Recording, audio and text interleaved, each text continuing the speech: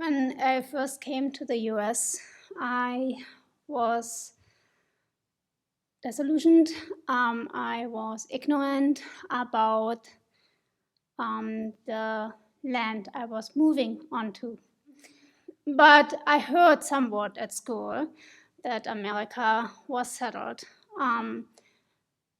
Some like 20,000 to 30,000 years ago by people from Siberia, Asia, via the Bering Bridge, land bridge, through Alaska.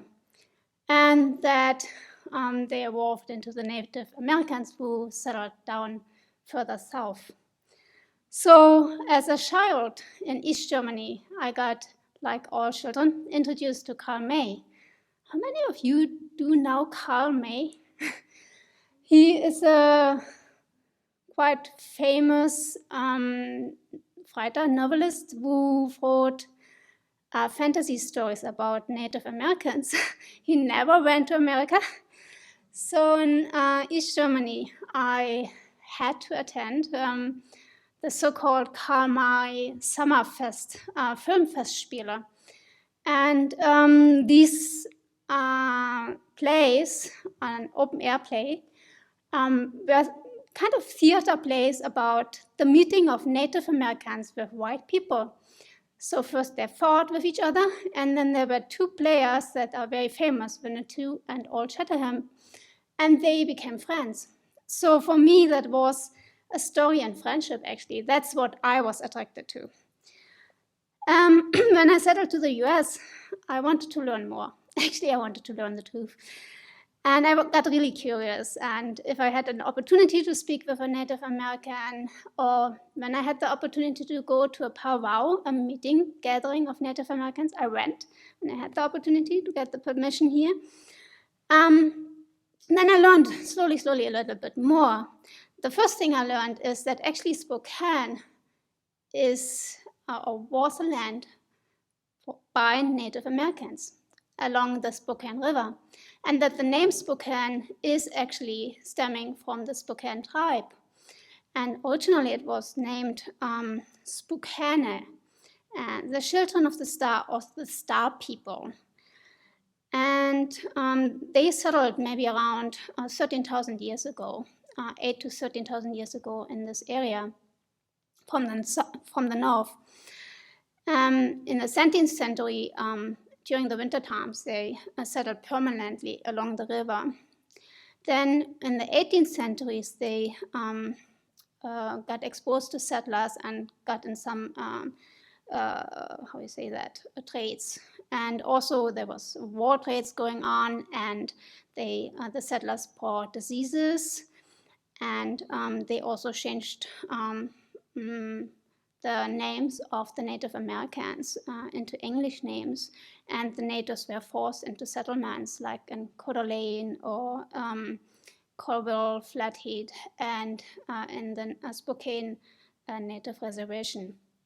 So it's estimated that about 600 natives lived here in the 19th century, and now we have about 2,900 people living here. At school, I learned that Columbus arrived in America and discovered America, and that the first settlers brought diseases, infectious diseases that killed many Native Americans. But I was not aware about the extensiveness of this history. So now I learned that before Columbus arrived in 1492, actually that about 44 million Native Americans lived in America, in whole America. And 10 million of them in the US today. So what is about like in Europe, about 70 to 88 million people lived during that time on half of the land. So just to give you a picture. When the Europeans began to colonize America at the end of the 15th century, they brought diseases, including smallpox, typhus, the measles, influenza, and such, that the natives had never encountered before. So the widespread of epidemics, along with warfares, famine, slavery, killed approximately 50 million Native Americans. That is about 90% of the indigenous population. That was about 10% of the world's population. So there's a Native American writer, her name is Joy Harjo, and she puts it into poetic form. We are still mourning.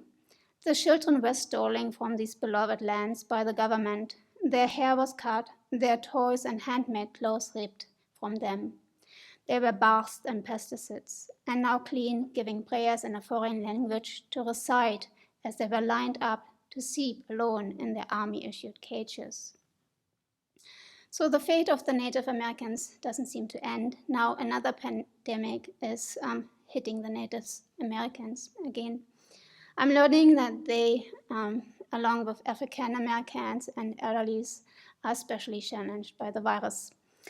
So for the indigenous population, it's a grim reminder of the past traumas.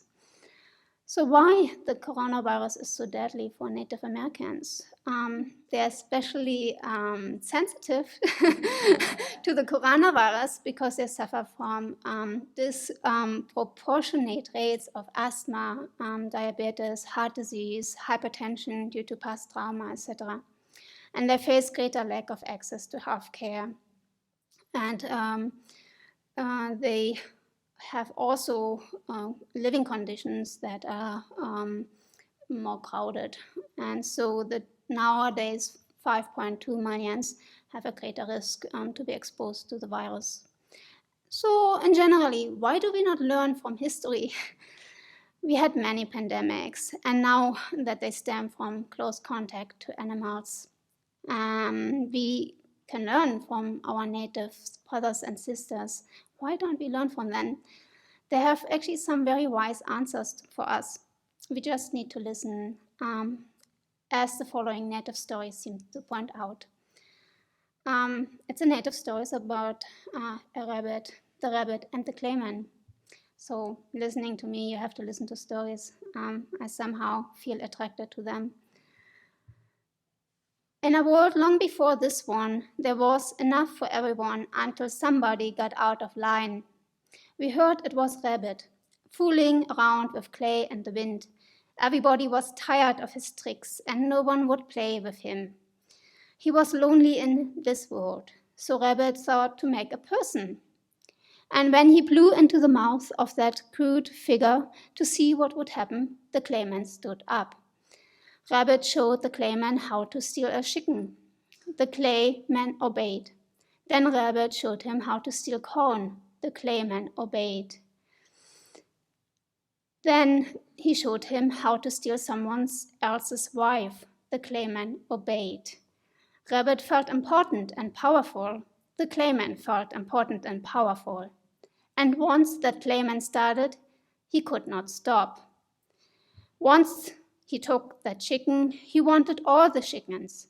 And once he took that corn, he wanted all the corn. And once he took that wife, he wanted all the wives. He was insatiable. Then he had a taste of gold, and he wanted all the gold. Then it was land and anything else he saw. His wanting only made him want more. Soon it was countries, and then it was trade. The wanting infected the earth. We lost track of the purpose and reason for life. We began to forget our songs. We forgot our stories. We could no longer see or hear our ancestors or talk with each other across the kitchen table. Now Rabbit couldn't find a drink or fresh water. The forests were being mowed down all over the world. The earth was being destroyed to make more. And Rabbit had no place to play.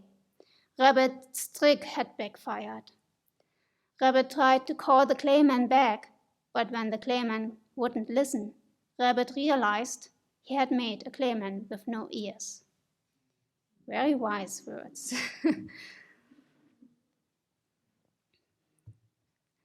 So doesn't it sound familiar too? Isn't it what we learn in Buddhism, that greed, for example, causes destruction? The Buddha gave clear instructions on karma and its effect, as we just learned past Friday during the Friday night's teachings on His Holiness's book, A Foundation of Buddhist Practice. We may wonder why there is no medicine yet available to cure for COVID, maybe the results of killing. We may wonder why the US faces more and more environmental destruction, such as droughts, floods, and other natural disasters, maybe the result of stealing other people's land. We may wonder why our environment seems to constantly deteriorate and more places in the US face economic financial crisis, and why more and more land is not fertile for crops for human beings to eat. Maybe the result of covetousness and intense desire and craving for land, material goods, and others. We may wonder why a pandemic to start with, and why the politics is full of disputes and disharmony. Maybe the result of malice, an intense aversion, hatred towards other people. And we may wonder why we face the exhaustion of natural resources, why more springs go dry, such as in California. Why we have more polluted environments and, as it seems, more chaotic societies. Maybe the result of racist views on marginalized societies, cultures. The Buddha taught suffering arises due to non-virtuous actions. We experience the result of karma. If we want to change the effects, we have to change the causes, our actions now. The Buddha taught,